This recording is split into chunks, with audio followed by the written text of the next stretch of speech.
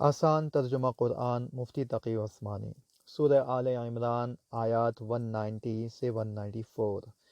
بے شک آسمان اور زمین کی تخلیق میں اور رات اور دن کے باری باری آنے جانے میں ان عقل والوں کے لیے بڑی نشانیاں ہیں جو اٹھتے بیٹھتے اور لیٹے ہوئے ہر حال میں اللہ کو یاد کرتے ہیں اور آسمانوں اور زمین کی تخلیق پر غور کرتے ہیں اور انہیں دیکھ کر بول اٹھتے ہیں کہ اے ہمارے پروردگار، آپ نے یہ سب کچھ بے مقصد پیدا نہیں کیا، آپ ایسے فضول کام سے پاک ہیں، بس ہمیں دوزخ کے عذاب سے بچا لیجیے۔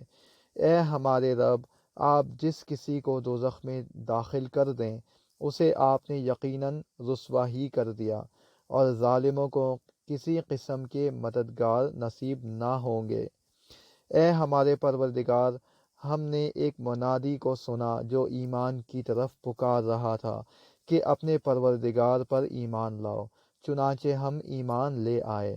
لہٰذا اے ہمارے پروردگار، ہماری خاطر ہمارے گناہ بخش دیجیے، ہماری برائیوں کو ہم سے مٹا دیجیے، اور ہمیں نیک لوگوں میں شامل کر کے اپنے پاس بلائیے۔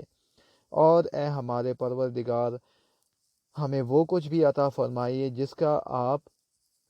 جس کا وعدہ آپ نے اپنے پیغمبروں کے ذریعے ہم سے کیا ہے، اور ہمیں قیامت کے دن رسوا نہ کیجیے۔ یقیناً آپ وعدے کی کبھی خلاف ورزی نہیں کیا کرتے۔